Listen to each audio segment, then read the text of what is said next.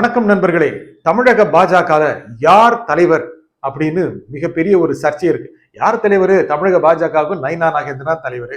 ஆனால் முன்னாள் தலைவர் அண்ணாமலை இருக்கிறாரு, அவருதான் ரொம்ப அதிகாரத்தில் இருக்கிறாரோ அப்படின்னு நிறைய பேர் பேசிக்கிறாங்க. இந்த கட்சியில இந்த இரண்டு தலைவர்களுக்கு இடையே, அவருடைய கோஷ்டிகளுக்கு இடையே நல்லா உரசல் போயிட்டு இருக்கு. கிட்டத்தட்ட கோஷ்டி பூசல் உச்சகட்டத்தில் இருக்குங்கிற மாதிரி தான் தெரியுது. முக்கியமாக சமீபத்துல நயினா நாகேந்திரன் ஒரு அதிமுக கொடி வச்சு கார்ல போயிட்டாரா, அதை வச்சு சோசியல் மீடியால பாஜக காரங்களே கடுமையா விமர்சனம் பண்ண ஆரம்பிச்சிட்டாங்க. இதன் மூலம் அவங்க எல்லாம் அண்ணாமலை ஆதரவாளர்களோ, அண்ணாமலை டீமோ, அவங்களுடைய ஆர்மியோ அப்படின்னு நினைச்சு அவங்க ஒவ்வொருத்தருடைய சிறகுகள் எல்லாம் ஒவ்வொன்றா கட் பண்ணிட்டு வர்றாரு நயினா நாகேந்திரன். அண்ணாமலையுடைய ஆதரவாளர்களுக்கு அதிகமாக போஸ்டே கொடுக்கறது இல்ல. எல்லா தலைவரும் அப்படிதான் பண்ணுவாங்க. முன்னால் இருக்கவங்க ஒரு ஆதரவாளர்களுக்கு வெட்டி தான் விடுவாங்க. அந்த மாதிரி இருக்கிறது அண்ணாமலைக்கு இல்லாத பேரா அப்படின்னு சொல்லி அவருடைய ஆதரவாளர்கள் ரொம்ப பொறுமையிட்டு இருக்காங்க. அண்ணாமலை 2021 தமிழக பாஜக தலைவர் ஆன போது யாருன்னே தெரியாது. ஆனா அவருடைய பேச்சு வன்மையாலும் செயல்பாட்டிலும் அதிரடி அரசியலாலும் நல்ல பேர் வாங்கினாரு. 2024 பாஜக கணிசமான வாக்கு சதவீதம் பெற்றதற்கு அண்ணாமலை முக்கியமான காரணம். அவருடைய ஸ்டைல் ஆஃப் ஃபங்க்ஷனிங். அவரு கடுமையா பேசுவாரு. எல்லா சமயங்களிலும் முழு புள்ளி விவரங்கள் எடுத்து கொடுவாரு. அந்த புள்ளி விவரங்கள் 100% ட்ரூவா இருக்கும் அவசியம் கிடையாது. எல்லா அரசியல்வாதி இருக்கிற மாதிரி தாங்க அவர் அழகா பிரசன்ட் பண்ண தெரியுது. இளைஞர்களை நல்லா கவர தெரியுது. ஒரு இடம் தலைவராக மக்கள் முன்னால் நிச்சயமா நின்னாரு. ஆனா நயினா நாகேந்திரனை தமிழக பாஜக தலைவரை போட்ட பிறகு நிறைய பேர் சோறு படைச்சாங்க. நயினா நாகேந்திரன் ஏன் வந்தாரு? எடப்பாடி சொன்னாரு அண்ணாமலை பாஜக மாநில தலைவராக இருந்தா கூட்டணி கிடையாதுன்னு சொன்னோன்னு அங்கிருந்து வந்த அமித்ஷா அண்ணாமலை கட் பண்ணி விட்டு நயினா நாகேந்திரன் போஸ்ட்ல போட்டாரு. அதுக்கப்புறம் எடப்பாடியே வந்தாரு. கூட்டணி தயார் அப்படின்னு சொல்றதற்கும், கூட்டணி முடிவாயிருச்சுன்னு சொல்றதற்கும், எடப்பாடியால் காலி செய்யப்பட்டவர் அண்ணாமலை அப்படிங்கிறது கொங்கு மண்டலத்தில் ஒரு பெரிய அதிர்வலையை ஏற்படுத்தி இருக்கு. யாரு அண்ணாமலையா எடப்பாடியா அப்படின்னு கொங்கு மண்டலத்துல மிகப்பெரிய அளவுக்கான சர்ச்சையே இருக்கு. பாஜகவை பொறுத்த வரைக்கும் நயினா நாகேந்திரன் தலைமை பொறுப்பு இருக்கிறாரு, நல்ல அதிகாரத்தில் இருக்கிறாரு. ஆகிய அண்ணாமலை கோஷ்டியோடைய சிறகுகளை வெட்டி வர்றதை பார்க்கும்போது அண்ணாமலை கோஷ்டி இன்னும் கூட அதிக அளவுக்கு பலம் பெறுமோ அப்படிங்கிற நிலைமை வந்துட்டு இருக்கு. அண்ணாமலை இன்னைக்கு பிரஸ் மீட் பண்ணா கூட மிகப்பெரிய ஃபாலோயிங் இருக்குங்க. அவர் என்ன பேசினாலும் தலைப்பு செய்தி ஆகுது. அவர் என்ன பேசுறாருங்கிறது ஊடகங்கள் பார்க்குது, மக்களும் பார்க்கறாங்க. அவருக்கு இருக்கிற தொண்டர் பலம் உண்மையாவே பாஜகவில் இதுவரை இல்லாத ஒரு பாஜக மாநில தலைவருக்கு இருக்கிறது. நமக்கு அவர் மேல விமர்சனங்கள் இருக்குங்க. இன்னைக்கு என்ன நிலவரங்கிறத சொல்றோம். ஏன்னா அவருக்கு ஒரு யங் பீப்புளுடைய ஃபேன் பேஸ் நிச்சயமா இருக்கு. ஆகையால என்ன செய்வார் அவரு? கட்சியில அவருடைய ஆதரவாளர்களுக்காக மேலே போராடுவாரா?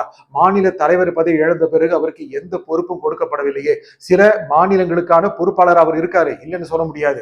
ஆனாலும் விசிபிளா இருக்கிற மாதிரி பொறுப்பு எதுவும் கொடுக்கலையே. அப்போனா பாஜக அவருக்கு இன்னும் பெரிய பொறுப்பு கொடுக்கறதுக்கு வெயிட் பண்ணிட்டு இருக்கா, இல்ல அவரு வெயிட் பண்ணிட்டு இருக்காரா? வெயிட் பண்ணலாமா? அவர் சொல்றாரு கூட்டணி அமையறதுக்கு ரொம்ப ஒரு டூ இயர்லிங்க, இன்னும் நிறைய நாள் இருக்கு அப்படின்னு சொல்றாரு. பாஜக அதிமுக கூட்டணியில அவருக்கு மகிழ்ச்சியா அப்படிங்கிறது தெரியல. எடப்பாடி தான் முதல்வர் அப்படின்னு சொன்னாலும் கூட அவர் சொன்னதை யாருமே நம்பலைங்க. எடப்பாடியே நம்பல. ஐயா இவர் ஏன் சொல்றாரோ, இப்படி சொல்லிட்டு பின்னால் என்ன பண்ணுவாரோங்கிற பயம் கூட எடப்பாடி இருக்கு. இந்த மாதிரி சமயத்துல அவர் சந்தேகமா தான் பாக்குறாங்க. அவருடைய எதிர்ப்பாளர்கள் என்ன நினைக்கிறாங்கன்னா, அண்ணா திமுக பாஜக கூட்டணியை ஏதோ வகையில வெட்டுறதுக்கு அண்ணாமலை ட்ரை பண்ணிட்டு இருக்கிறாரு, அவர் திமுகவுக்கு சார்பாக செயல்படுறாரு, இப்படிலாம் அண்ணாமலை எதிர்ப்பாளர்கள் ஊடகங்களை பதிவு பண்றாங்க. அண்ணாமலைக்கு ஒரு அஜெண்டா இருக்கு. என்னன்னா தன்னுடைய வளர்ச்சியை நிச்சயமாக கவனிக்கிறது.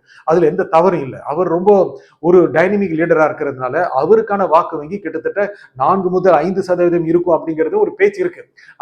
அவருக்கு மட்டுமே இருக்கலாம். ஆனா தனி கட்சி ஆரம்பிப்பாரா? தனி கட்சி ஆரம்பிக்கலாமா? ஏற்கனவே ஒரு பேட்டியில சொன்னாருங்க, ஒரு சாதாரண குடும்பத்திலிருந்து வந்தவர் தனி கட்சி ஆரம்பிக்கிற அளவுக்கு போவாரா அப்படின்னு அவரே சொன்னார். அப்படிலாம் போக முடியுமா? அது எவ்வளவு டஃப் தெரியுமா? இருந்தாலும் கூட அவருக்கு சில ஆதரவாளர் இருக்காங்க. கொங்கு மண்டலத்துல நிறைய முக்கியமான பிரமுகர்கள் அவர் பக்கம் இருக்காங்க. எடப்பாடியா அண்ணாமலையான்னு வரும்போது அண்ணாமலை பக்கம் இருக்கலாம் அப்படிங்கிற முடிவில் இருக்காங்க. ஆகல கட்சி ஆரம்பிக்கிறது பெரிய விஷயம் இல்ல. கட்சி ஆரம்பிச்சு என்ன பண்ணுவாரு? விஜய்க்கு ஆதரவு கொடுப்பாரு. விஜய்க்கு அந்த மண்டலத்துல, கொங்கு மண்டலத்துல கணிசமான வாக்குகள் கிடைக்கிறதுக்கு அண்ணாமலை உதவுவாரு, செங்கோட்டையனும் உதவுவாரு. அதே பக்கம் விஜய்க்கு முக்கியமாக தென் மாவட்டங்கள் முக்குலத்தர் வாக்கு கிடைக்கிறதுக்காக டிடி உதவுவாரு. இந்த விஜயுடைய அரசியல் ரொம்ப வெற்றிகரமா அமையும். இப்படினும் நிச்சயமா ஒரு சூழல் இருக்கு. ஆனா அண்ணாமலைக்கு எதிராக பாஜகவில் செய்யப்படுகிற அம்சங்கள் எல்லாமே அண்ணாமலை இன்னும் கூட ஸ்ட்ராங் ஆக்கியிருக்கு, ஸ்ட்ரென்தன் பண்ணி அவருடைய ஹேண்ட்ஸை, அவரை கைகளை வலுப்படுத்திட்டு இருக்கு. ஆனால் இந்த பிளவு எத்தனை நாள் நடக்கும்? ஐடி டீம் ரொம்ப ஸ்ட்ராங்கா இருக்கு. அண்ணாமலையுடைய வார் ரூம் பத்தி நிறைய கேள்விப்பட்டிருக்கோம். நயினா நாகேந்திரன் வார் ரூம் உருவாக்கிட்டு இருக்கிறாரு. ஆனா தேர்தலுக்கு கொஞ்சம் மாதம் தான் இருக்கு. அவருடைய டைனமிசம் போதல. அவர் இன்னும் கூட கூட மிகவும் மென்மையாக இருக்கின்ற அதிமுகவுடைய ஒரு மூத்த தலைவர் மாதிரி தான் செயல்படுறாரு. பாஜகவோட ஒரு தலைவர்ங்கிற ஒரு ஃபீலிங் அவருக்கு இன்னும் வந்திருக்காங்கிறது தெரியல. ஆனா ஸ்மூத்தா போயிடணும் அடுத்த தேர்தல் நினைக்கிறாரு. திரு ஸ்டாலின் நல்லா பார்த்தா தெரியும். முக்கியமாக மாவட்ட செயலாளர்கள் பொறுப்பாளரை கூப்பிட்டு பேசும்போது எங்கெங்க பாஜக வலுவா இருக்கோ, எங்கெங்க அதிமுக வலுவா இருக்கோ அந்த தொகுதிகளில் ஜெயிச்சே ஆகணும் அப்படின்னு சொல்றாரு. முக்கியமாக திருநெல்வேலி ஜெயிச்சாகணும், அது நயினா நாகேந்திரனுடைய தொகுதி. போடியில ஜெயிச்சாகணும், அது ஓபிஎஸ் தொகுதி. இதே மாதிரி நிறைய கிருஷ்ணகிரியில பகுதியெல்லாம் ஜெயிச்சாகணும் அப்படின்னு சொல்றாரு. இதனால அவரு இவர்கள் எல்லாத்தையும் தோற்கடிக்கணும் அப்படிங்கிற மும்முரத்துல ஸ்டாலின் இருக்கிறார். அண்ணாமலை இந்த சமயத்தில் பார்க்கும்போது கட்சியிலே இருந்து அதிமுக பாஜக அணிக்கு வெற்றி பெற செய்யணும், எடப்பாடியை முதலமைச்சராக்கணும் அப்படிங்கிற எண்ணம் இல்லை. என்ன அதிகமா எதிர்பார்க்கிறார் அப்படின்னா, அடுத்த தேர்தலின் போது அதிமுக ஒரு 100 இடங்களில் நின்றால் பாஜக 50 இடங்களில் நிற்க வேண்டும். அந்த ஒரு ஃபார்முலாவை தொடர்ந்து முன் வச்சுட்டே இருக்கிறாரு. ஏன்னா அப்படி இருந்ததுன்னா பாஜக இருக்கும், இவருக்கு ஒரு ஸ்பேஸ் இருக்கும். இவர் ஒருவேளை எம்எல்ஏ தேர்தலில் நின்னானா ஜெயிக்கக்கூடிய வாய்ப்பு இருக்கு, இவருக்கான செல்வாக்கு. ஆனா ஓட்டு நிறைய தெரியும். அதிமுக பாஜக அணியிலிருந்து அவர் நின்னாலும் முக்கியமாக அதிமுக காரங்க முழுக்க அவங்களுக்கு ஆதரவா ஒர்க் பண்ணுவாங்கிறது மிகப்பெரிய சந்தேகமா இருக்கு. இருந்தாலும் கொங்கு பெல்ட், அந்த பெல்ட் அவரு சார்ந்தவர், அவருக்கு அந்த வாய்ப்பு இல்லைன்னு சொல்லிட முடியாது. அதனால தான் அண்ணாமலை ரொம்ப சைலண்டா இருக்கிறார். தனி கட்சி ஆரம்பிக்கிறார் அப்படிலாம் இல்லவே இல்லை. லாஸ்ட் மினிட்ல அதிமுக பாஜக அணி வெற்றி பெற வேண்டும் அப்படிங்கிற ஒரு கோஷத்தை முன்வைத்து கூட அவரு நின்று அங்க ஏதோ ஓட்டு பிரிஞ்சது, விஜய் திமுக அணி ஓட்டு பிரிஞ்சதுன்னா அது அண்ணாமலைக்கு சார்பா வரும், இப்படியும் கூட எதிர்பார்க்கிறார். அவருடைய அரசியல் மிக மெதுவாக ஆனா ரொம்ப கேர்ஃபுல்லா போய்கிட்டு இருக்கு. ஆகையால இனி வர்ற சமயத்தில் கூட அண்ணாமலை ரொம்ப கேர்ஃபுல்லா இருப்பாரு. ஆனா அதே சமயம் நயினா நாகேந்திரனுக்கு எதிராக அண்ணாமலை தொண்டர்கள், அண்ணாமலை ஃபேன்ஸ், அண்ணாமலைய தொண்டர் படை தொடர்ந்து தாக்குதல் நடத்தும். இது அவரை ஏதோ ஒரு வகையில நெருக்கடியில் தள்ளுற மாதிரி தான் செய்யும். இதை தாண்டி தாங்க ஒரு அரசியல் தலைவர் வர முடியும். அண்ணாமலை மாநில தலைவராக நியமிக்கப்பட்டவுடனே பல மூத்த தலைவர்கள் டெல்லி வரைக்கும் சென்று ஐயா மாத்துங்க அப்படின்னு அவர் நியமிக்கப்பட்ட முதல் வாரத்திலிருந்து ஆரம்பிச்சாங்க. ஆனா டெல்லி தலைமை அதை ஏத்துக்கல. அண்ணாமலையுடைய டைனமிசம் பார்த்துட்டு இவர் தொடரட்டும் அப்படின்னு நினைச்சாங்க. பல ஃபைல்ஸ் எல்லாம் கொண்டு கொடுத்தாரு, நேரா கொண்டு போய் கவர்னர் மாளிகையில கொண்டு கொடுத்தாரு. அந்த ஃபைல்ஸ் என்னாச்சுன்னு தெரியல. இது அவர் வெளியே சொன்னதுக்காக அவதூறு வழக்கெல்லாம் தொடரப்பட்டது. இதுக்கான கேஸ் எல்லாம் நடந்துட்டு இருக்கு. அவரே பல இடங்கள்ல கேஸ்ல வாதாட போறாரு. டிஆர் பாலு கூட அவர் வாதாட போறாரு. இதெல்லாம் நடந்துட்டு இருக்கு. இதெல்லாம் அவருடைய அடிப்படைகளை வலுப்படுத்திக்கிட்டே இருக்கு. அரசியலை பொறுத்த வரைக்கும் தமிழகம் முழுக்க அறிந்த தலைவராக இருக்கிறாரு, கொங்கு மண்டலத்துல பலமான தலைவராக இருக்கிறாரு. ஆனா இந்த தேர்தலில் பிஜேபி அவருக்கு எவ்வளவு முக்கியத்துவம் கொடுக்கும் அப்படிங்கறதை எதிர்பார்த்துட்டு இருக்கிறாரு. நயினா நாகேந்திரன் தான் இங்கு முடிவு எடுக்கக்கூடிய நிலைமையில இருந்தாலும் கூட தேசிய தலைமை அண்ணாமலையை கைவிட விரும்பவில்லை. அவர் தனியா கட்சி ஆரம்பிச்சுட்டு போகணும்னு நினைக்கல. ஒரு வேளை அப்படி போனாரு அப்படின்னா அதுவும் எதிர்காலத்தில் பாஜகவுக்கு பயனுள்ளதா இருக்க வேண்டும் அப்படின்னு தான் டெல்லி தலைமை நினைக்கும். அவருடைய பேச்சுகள் கவனிச்சா தெரியும். சில நாட்கள் முன்னால, சில வாரங்கள் முன்னால் அவர் அடித்த பேட்டியில கூட என்னங்க இருந்தா இருந்துட்டு இருக்க போறேன், இல்லாட்டி போயிட்டு இருக்க போறேன் அப்படின்னு பிஜேபி கட்சி பத்தி சொன்னார்.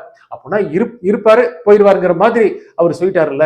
இப்ப கூட என்ன சொல்றாருன்னா ரொம்ப நடுநிலையா அணுகிற மாதிரி இருக்கு. பல விஷயங்களை பொறுத்த வரைக்கும் பாஜக பற்றி கூட ரொம்ப நடுநிலையா அணுகிற மாதிரி தான் இருக்கு. கொஞ்சம் கொஞ்சமா அப்படியே மாறி பாஜக தலைமையோட வெறுப்பை சம்பாதிப்பாரா, இவரே வெறுத்துட்டு வெளியே வருவாராங்கிறது தெரியல. என்னதான் இருந்தாலும் தமிழக பாஜக இன்னும் பிரபலமான தலைவர் அண்ணாமலை தான். அந்த நிலையை அடைவதற்கு நயினா நாகேந்திரன் ரொம்ப முயற்சி பண்ண வேண்டியது இருக்கும். ஆகவே இது அண்ணாமலையுடைய தாக்குதல்ங்கிறது பல தலைவர்களுக்கு பிடிக்கல. ஆனா அண்ணாமலை சார்ந்திருந்தல் வெற்றி நிச்சயம் அப்படின்னு பல தலைவர்கள் நினைக்கிறாங்க. அண்ணாமலையுடைய தனி வழி தான் போயிட்டு இருக்கிறாரு. அந்த வழி நேரா பாஜக வழியாவே இருக்குமா, இல்ல அவருடைய வழி தனியா இருக்குமா அப்படிங்கிறது இன்னும் கொஞ்சம் வாரத்துல தெரியும். நன்றி, வணக்கம்.